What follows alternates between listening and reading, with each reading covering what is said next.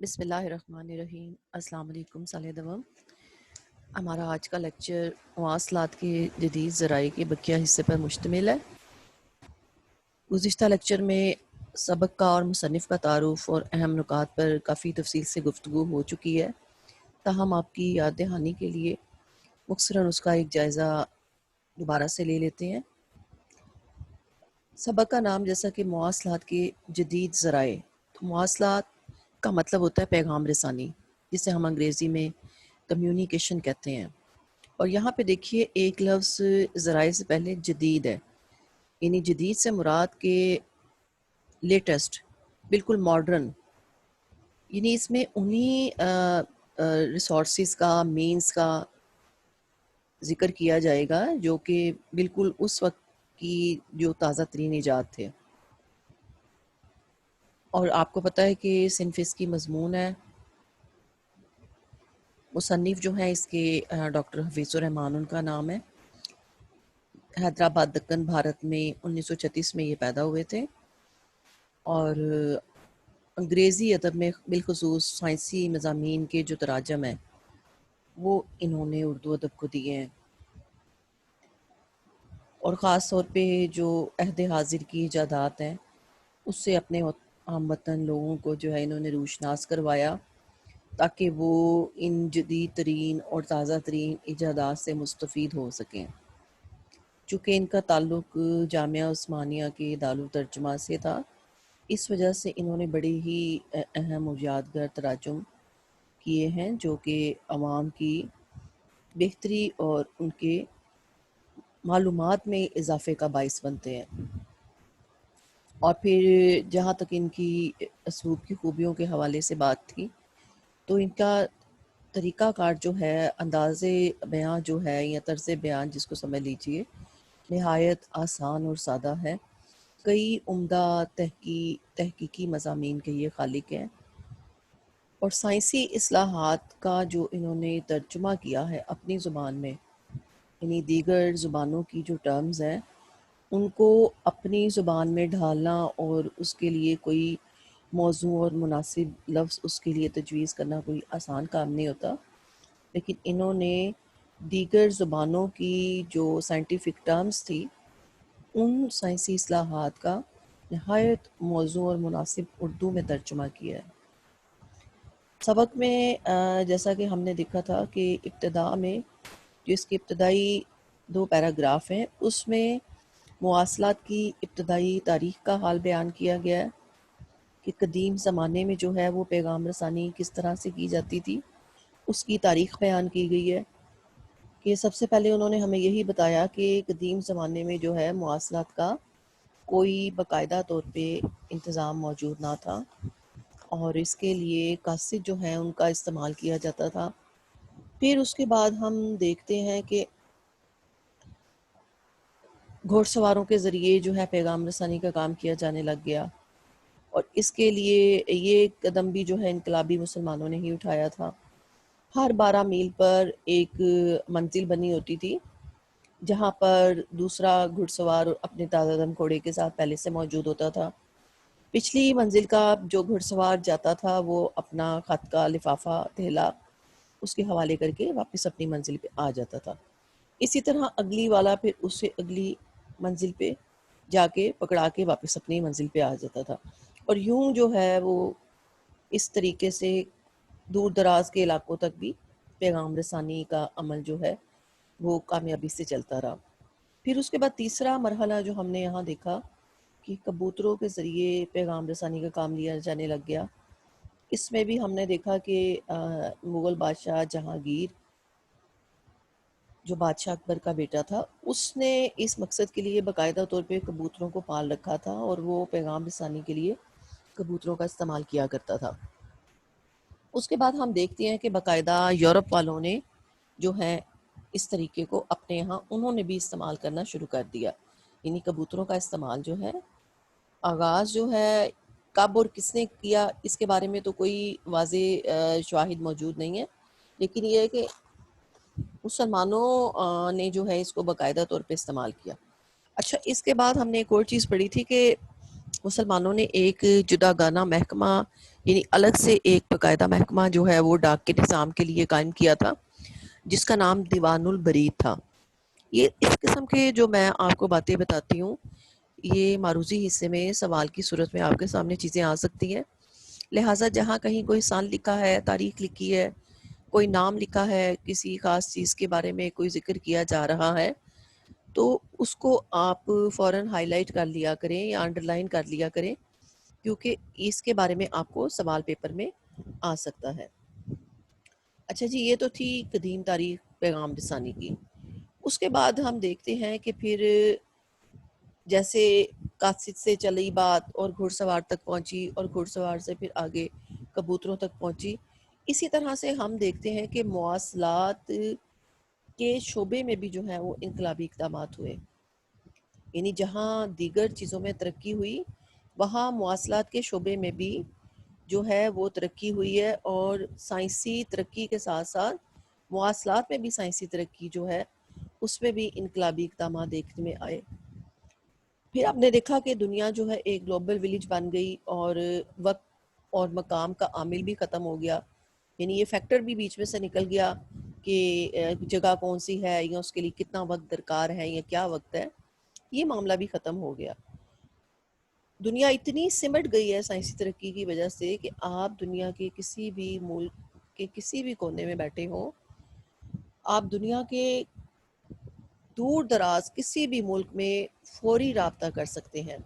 یہ ساری سائنسی انقلابات ہی ہیں جو دنیا کو سمیٹ کے انہوں نے ایک گلوبل ولیج کی صورت میں اکٹھا کر دیا ایک جگہ۔ ابتدا میں ہم نے دیکھا کہ سائنسی جب ایجادات ہوئیں تو اشیاء کا سائز بھی بہت بڑا تھا، اور ان کی کارکردگی ان کے حجم کے لحاظ سے بہت کم تھی۔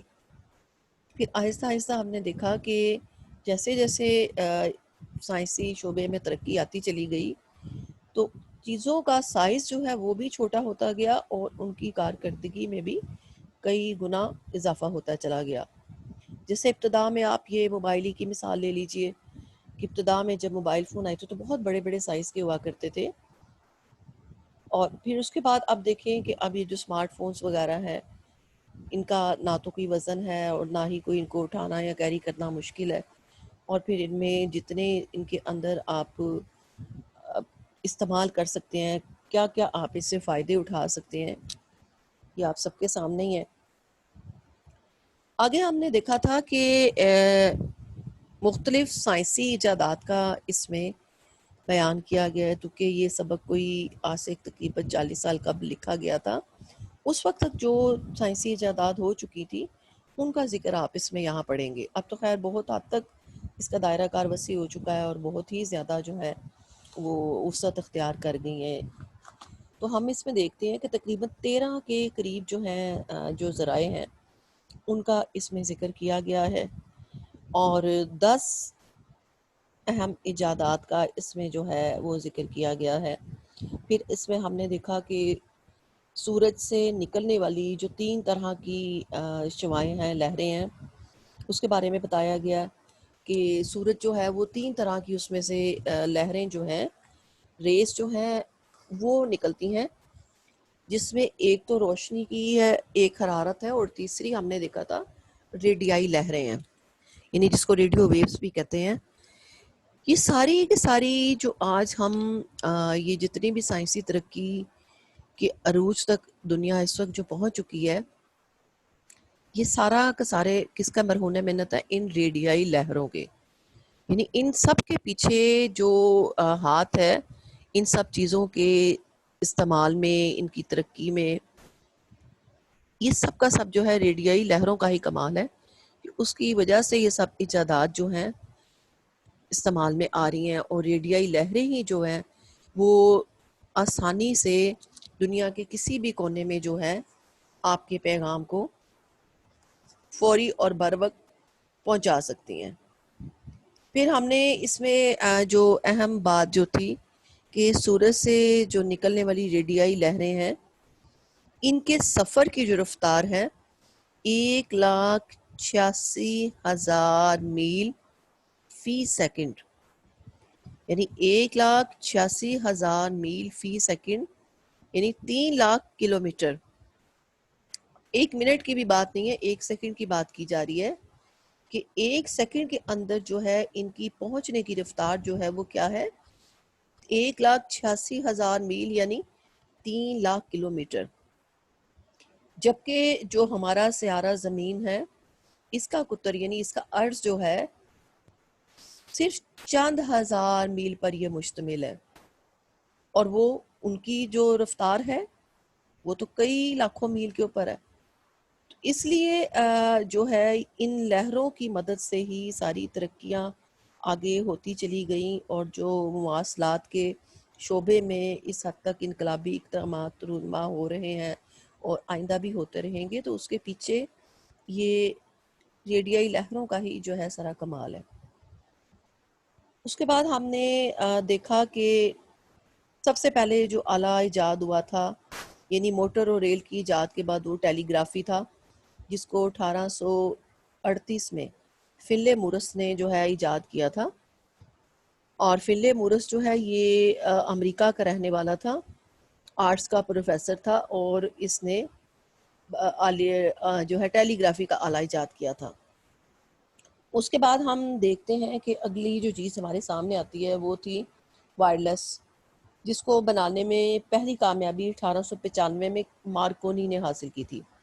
مارکونی کا آپ نے نام سنا ہوا ہے کہ مشہور سائنسدان اور موجد تھا، جس نے ریڈیو بھی ایجاد کیا تھا اور وائرلیس بھی۔ اٹلی کا یہ رہنے والا تھا، اور 1919 میں اس کو فزکس میں نوبل پرائز بھی ملا تھا۔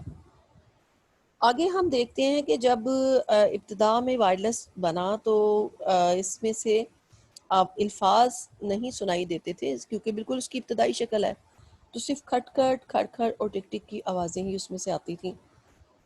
اور سب سے پہلے جو ہے بحری جہازوں میں اس کو پیغام رسانی کے لیے استعمال کیا گیا، یہ 1897 کی بات ہے، یعنی 95 میں اس کو بنانے میں کامیابی حاصل کی گئی، اور 1897 میں اس کو استعمال بحری جہازوں میں۔ اب اس کا مقصد یہ تھا کہ آپس میں رابطہ رہے، سمندر میں ایک چیز چل رہی ہے تو اگر کوئی اس کو ضرورت ہے، کوئی ایمرجنسی ہے، کوئی مسئلہ ہے، کچھ چاہیے، تو کس طرح وہ رابطہ کر سکتے ہیں، تو وہاں پہ اس کا استعمال پہلی بار استعمال کیا گیا۔ اور اس کے بعد پھر کہتے ہیں کہ اس کی خاطر جگہ جگہ وہ جو ہیں وہ تار گھر قائم کیے گئے۔ اب یہاں پہ تاریخ ایک آ رہی ہے کہ پہلا تار گھر جو ہے، پہلا تار یعنی خط جو ہے 27 مارچ 1899 کو اٹلی سے فرانس بھیجا گیا، ٹھیک ہے، یعنی 27 مارچ 1899 کو یہ اٹلی کا رہنے والا تھا نا، مارکونی جو تھا، تو پہلا خط جو ہے 27 مارچ 1899 کو اٹلی سے فرانس بھیجا گیا۔ یہ تاریخیں جہاں پہ آتی ہے، جہاں چیزوں کا ذکر آتا ہے، ناموں کا آتا ہے، اس کو فوری ہائی لائٹ کرتے رہا کریں۔ اگلی بات ہم دیکھتے ہیں کہ پھر 1904 میں جو ہے ڈاکٹر فلیمنگ جو ہے انگریز سائنسدان، انہوں نے وائرلیس کے لیے ایک والو ایجاد کیا۔ اس کا یہ فائدہ ہوا کہ محض آوازیں کھڑکھڑ کھڑکھڑ کی صورت کے علاوہ انسانوں کے منہ سے نکلے ہوئے الفاظ یعنی گفتگو بھی جو ہے اس کے ذریعے سنائی دینے لگ گئی۔ پھر ہم دیکھتے ہیں ریڈیو کی ایجاد کی بات ہو رہی ہے، پھر ہم دیکھتے ہیں کہ ریڈیو کس اصول کے تحت کام کرتا ہے، اس کی تفصیل بیان کی گئی۔ پھر اس کے بعد ٹیلی ویژن کی بات کی گئی ہے، وہ کس اصول کے تحت کام کرتا ہے، اس کی بات کی گئی۔ اب ہم اس کے بعد پھر بات آ گئی تھی ٹیلی فون کے اوپر، کہ ٹیلی فون جو ہے وہ ریڈیو اور ٹیلی ویژن سے بھی زیادہ پرانی ایجاد ہے، جس کو گراہم بیل نے جو ہے وہ ایجاد کیا، وہ اس کا موجد تھا۔ اب یہ اس کے بعد ہم اگلی جو چیز ہمارے سامنے جو آ رہی تھی وہ تھی کمپیوٹر کی بات ہو رہی تھی، کہ کمپیوٹر جو ہے بظاہر حساب کتاب کی مشین ہے، لیکن یہ ایک مواصلاتی مشین بھی ہے، کیونکہ اس کے ذریعے سے حساب کتاب کے علاوہ جو ہے آپ اپنی معلومات کو پل بھر میں دور دراز ممالک تک بھی، جگہوں تک بھی فوراً پہنچا سکتے ہیں۔ اس کے بعد ہم دیکھتے ہیں کہ کمپیوٹر کے بعد جو آگے ہمارا آ رہا تھا ٹیلی فیکس، کہ ٹیلی فیکس جسے مختصراً فیکس کہا جاتا ہے، مواصلات کا وہ نظام ہے جو کسی بھیجنے والے کے خط کی فوٹو کاپی تیار کر کے چند منٹوں میں پانے والے کے ہاتھ میں پہنچا دیتا ہے۔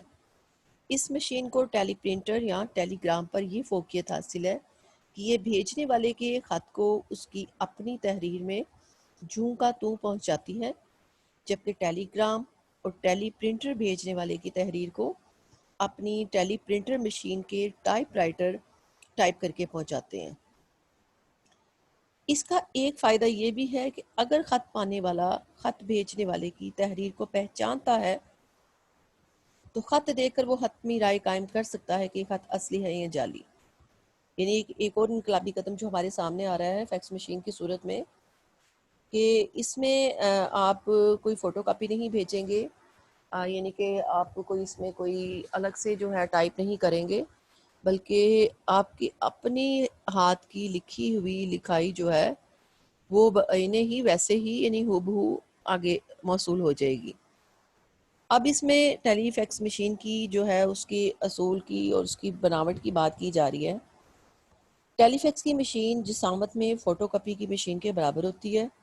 اس کے ذریعے پیغام رسانی کے لیے 2 مشینیں ہونی چاہیے، ایک بھیجنے والے کے پاس اور دوسری پانے والے کے پاس۔ یعنی 2 مشینوں کا ہونے ضروری کیوں ہے کہ ایک تو وہ جو اس کو بھیج رہا ہے اس کے ذریعے، اور دوسرے کے پاس اس لیے ہونا ضروری ہے کہ مشین ہوگی تو وہ اس کو جو ہے میل کو جو ہے وصول کر پائے گا اس میں۔ بھیجنے والا جس خط کو بھیجنا چاہتا ہے اسے وہ فیکس کی مشین میں داخل کر کے پانے والے کی مشین کا نمبر ملاتا ہے، پھر وہ خط آہستہ آہستہ مشین کے اندر داخل ہوتا چلا جاتا ہے۔ اس کے حروف پہلے روشنی کی لہروں میں تبدیل ہوتے ہیں، پھر روشنی کی لہریں بجلی کی لہروں میں تبدیل ہو کے فضا میں بکھر جاتی ہیں اور ریڈیائی لہروں کے ذریعے اشارات یعنی سگنلز کی شکل میں دوسری مشین تک خواہ وہ ہزاروں کلومیٹر دور ہی ہو پہنچ جاتی ہیں۔ خط کے حروف کو روشنی کی لہروں میں تبدیل کرنے کے لیے بھیجے جانے والی فیکس مشین کے اندر ایک فلورسنٹ بلب ہوتا ہے جس سے بہت تیز روشنی نکلتی ہے۔ یہ روشنی جب خط پر پڑتی ہے تو اس کے حروف منعکس ہو کر اس مشین کے اندر لگے ہوئے لائٹ سینسر پر پڑتے ہیں۔ لائٹ سینسر ان حروف کو برقی لہروں یعنی برقی اشارات میں تبدیل کر دیتے ہیں۔ یہ اشارات وہاں سے ایمپلیفائر میں پہنچتے ہیں جو ان لہروں کو طاقتور بنا کر فضا میں بکھیر دیتا ہے۔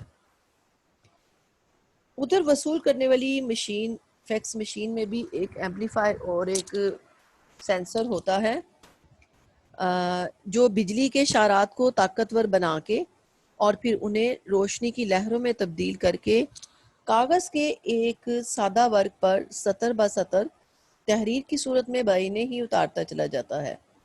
نقل اتارنے والا یہ خاص کاغذ ہوتا ہے، خاص قسم کا، اور تھرمل پیپر کہلاتا ہے۔ فوٹو کاپی کا ورق آہستہ آہستہ مشین کے باہر آ جاتا ہے۔ اب تو یہ دیکھیے جی، یہاں پہ تھا ہمارا فیکس مشین کے کام کرنے کا طریقہ کہ کس اصول کے تحت اور کس طرح سے وہ جو ہے آپ کے اپنے ہاتھ کا لکھا ہوا خط کہاں دنیا کے آخری کونے تک آپ اس مشین کے ذریعے ہو پہنچا سکتے ہیں۔ اب یہ آخری پیراگراف ہم اس کی جانب بڑھتے ہیں کہ مواصلات کے مذکورہ بالا یعنی جو اوپر درج کیے گئے ہیں جدید ذرائع کا مطالعہ کرنے کے بعد آپ کو اندازہ ہو گیا ہوگا کہ پہلے زمانے میں بھیجنے والے کا پیغام کبھی صرف تحریر کی صورت میں یا قاصد کی زبانی پہنچا کرتا تھا، مگر جدید زمانے میں اب وہ ان دونوں طریقوں کے علاوہ خود اپنی زبان میں اور اپنی تحریر میں بھی پہنچنے لگا ہے۔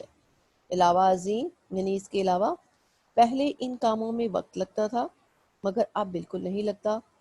مستقبل قریب میں اس سے بھی بڑی خوشخبری کی بشارت دے رہا ہے کہ 21ویں صدی کے آتے آتے مواصلات پر پیغام بھیجنے والے کی تصویریں بھی دکھائی دینے لگیں گی۔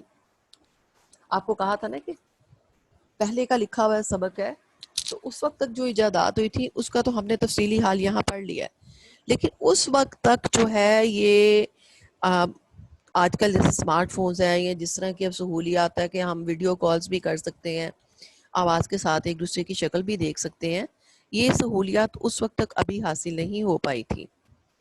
تو اب تو خیر بہت ہی اس وقت جو موجودہ دور ہے اس وقت تو تقریباً اپنی انتہا پر ہے سائنسی ترقی کی۔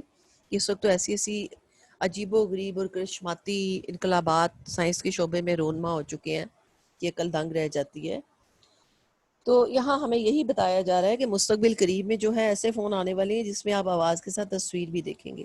تو آپ دیکھیں آج کل یہ ساری چیزیں ہمارے پاس موجود ہیں، اور وہ اسی وقت کمپیوٹر میں محفوظ کر لی جائیں گی، اور ایک تار پر ایک وقت میں 2 کے بجائے ہزاروں آدمی پیغام رسانی کر لیں گے. اب یہ دیکھیں آگے کو سین میں لکھا ہوا ہے الحمدللہ یہ سب کچھ اب ہو رہا ہے. موجودہ حالات میں تو یہ ساری چیزیں ہو چکی ہوئی ہیں نا. تو یہ تو تھا ہمارا آج کا سبق. اب اس کی مشق کی جانب بڑھتے ہیں. مشق جو ہے اس کا پہلا سوال آپ دیکھیے کہ لکھا ہوا ہے کہ قدیم زمانے میں ایک دوسرے کو خط کیسے بھیجے جاتے تھے. تو جیسا کہ سبق کی ابتدا میں اس کی تاریخ ہمیں بتائی گئی تھی کہ قدیم زمانے میں قاصدوں، پھر گھڑ سواروں اور پھر کبوتروں کے ذریعے خط بھیجے جاتے تھے.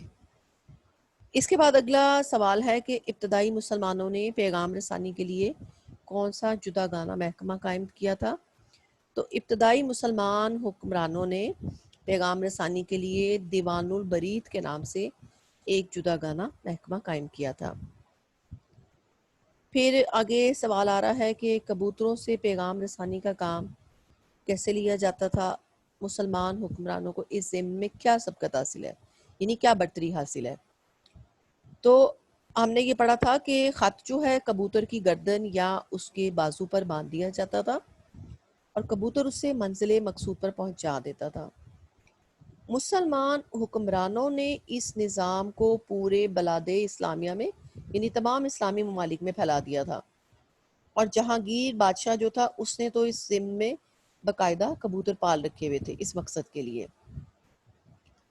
آگے آ رہا ہے سوال کہ ریڈیو کی ایجاد میں مارکونی سے کیا کارنامہ سر انجام ہوا. مارکونی نے وائرلیس بنانے میں اہم کردار ادا کیا، اور اس نے 1895 میں پہلے صرف کھٹ کھٹ کھڑکھڑ کی آواز چند گز کی دوری تک بھیجی. بعد میں اس نے ٹرانسمیٹر میں ایریل کا تار لگایا اور ایریل کی مدد سے آواز 150 میل تک پہنچائی جانے لگ گئی. پھر سوال آ رہا ہے جی کہ وائرلیس کی ایجاد کس اصول کے تحت ہوئی. تو وائرلیس کی ایجاد کا اصول یہ ہے کہ سورج سے روشنی اور حرارت کے علاوہ جو تیسری قسم کی لہریں خارج ہوتے ہیں جنہیں ریڈیائی یا مقناطیسی لہریں بھی کہا جاتا ہے، ان کا ایک طریقہ ہمیں بتایا تھا بڑا آسان سا کہ جس طرح پانی کے تالاب میں کوئی پتھر پھینکا جائے تو اس میں ایک ارتعاش پیدا ہوتا ہے اور وہ اس کے اوپر بننے والے دائرے پانی کی آخر تک پہنچ جاتے ہیں. اسی طرح سے خاموش فضا میں جب ہماری آواز ٹکراتی ہے تو وہ بھی اس میں بھی ارتعاش پیدا ہوتا ہے اور وہ دور دور تک پھیلتی چلی جاتی ہے. تو اس طرح سے جو ہے یہ ریڈیائی لہریں اسے ایک جگہ سے جو ہے دوسری جگہ تک پہنچانے کی صلاحیت رکھتی ہیں. اگلا سوال آ رہا ہے کہ جی وائرلیس کا استعمال سب سے پہلے کن لوگوں نے کیا. تو ہم نے پڑھا تھا کہ وائرلیس کا سب سے پہلے استعمال بحری جہازوں کے درمیان پیغام رسانی کے لیے ہوا تھا، اور ہم نے دیکھا کہ 1897 کی یہ بات ہے، یعنی 95 میں وائرلیس میں پہلی کامیابی حاصل کی گئی بنانے میں، تو 1897 میں جو ہے اس کو بحری جہازوں میں رابطے کے لیے استعمال کیا جانے لگا. پھر اس کے بعد ہے سوال کہ ریڈیو کی ایجاد سے طیاروں کو کیا فائدہ ہوا، یعنی ہوائی جہازوں کو.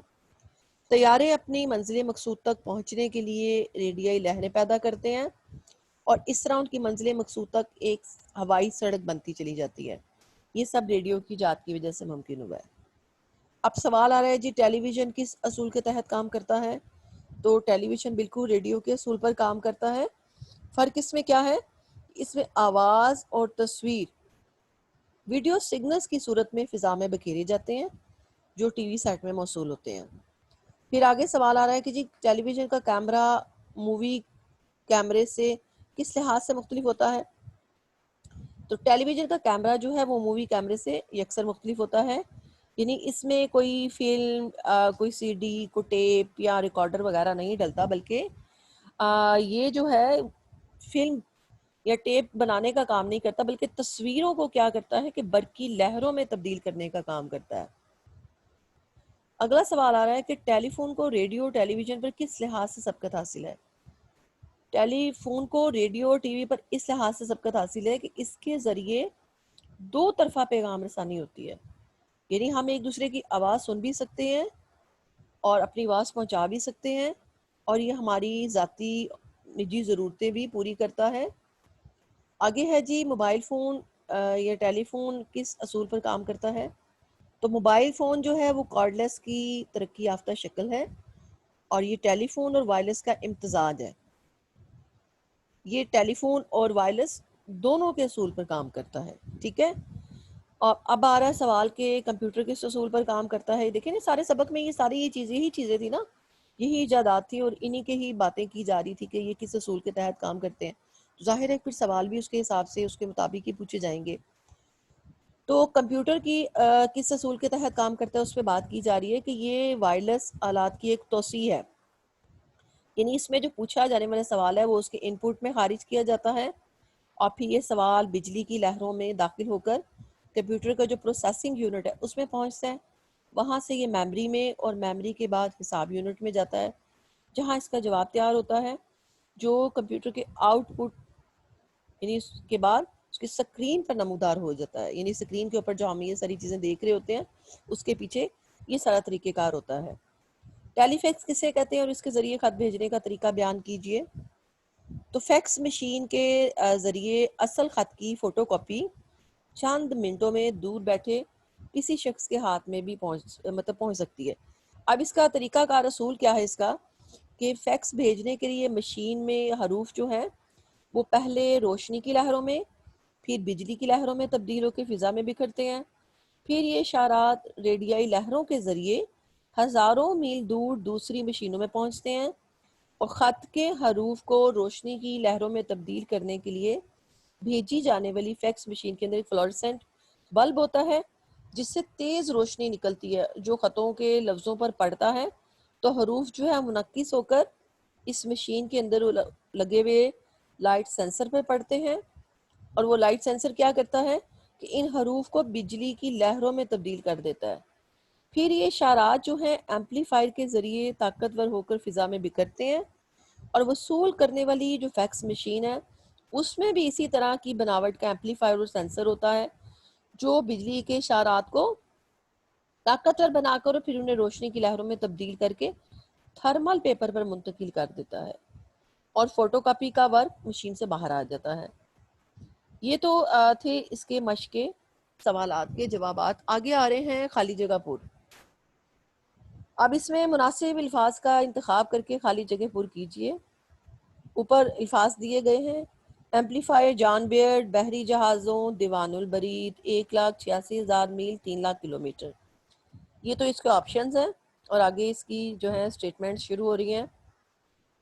الف، اس کے لیے ایک جدا گانا محکمہ قائم کر دیا تھا جو ڈیش کہلاتا ہے، یعنی کیا کہلاتا ہے؟ دیوان البرید۔ ریڈیائی لہروں سے سفر کی رفتار ڈیش فی سیکنڈ ہے، 1,86,000 میل یعنی 3 لاکھ کلومیٹر۔ ڈیش آواز کی لہروں کو طاقتور بنا دیتا ہے، تو آواز کی لہروں کو جو ہے وہ کیا چیز طاقتور بنا دیتی ہے؟ آپ نے دیکھا تھا ایمپلیفائر۔ پھر اس کے بعد ہے کہ وائرس کو سب سے پہلے کہاں پیغام رسانی کے لیے استعمال کیا گیا تھا؟ بحری جہازوں میں۔ اور ٹی وی جو ہے وہ کس نے ایجاد کیا تھا؟ جان بیئرڈ نے۔ اب اس میں یہ تو ہماری آج کی مشق پوری ہو گئی ہے، اور جن جن سائنسدانوں کا نام اس میں تھا اس کے نام پوچھے جا رہے ہیں۔ فلے مورس تھا، اس نے ٹیلی گراف ایجاد کیا تھا۔ فلیمنگ ہے، اس نے وائرلیس کا والو ایجاد کیا تھا۔ مارکونی ہے، اس نے وائرلیس اور ریڈیو ایجاد کیا تھا۔ ہائٹرز نے ریڈیائی لہروں کی دریافت کی تھی۔ میکسویل نے نظریہ پیش کیا تھا کہ فضا میں کوئی لہریں ایسی پائی جاتی ہیں۔ بارڈین اور برٹین نے ٹرانسمیٹر، جان بیئرڈ نے ٹی وی۔ تو یہ تو وہ سارے سائنسدان ہیں، وہ سارے انوینٹرز ہیں جن کی ہم نے آپ کو نام بھی اور ان کی ایجادات بھی بتا دی ہیں۔ تو آج کا یہ ہمارا سبق جو ہے اس کا اختتام یہاں پہ ہوتا ہے۔ اب اجازت دیجیے، اللہ حافظ۔ آپ نے اس کو اچھے سے دوبارہ سے دہرائی ضرور کرنی ہے۔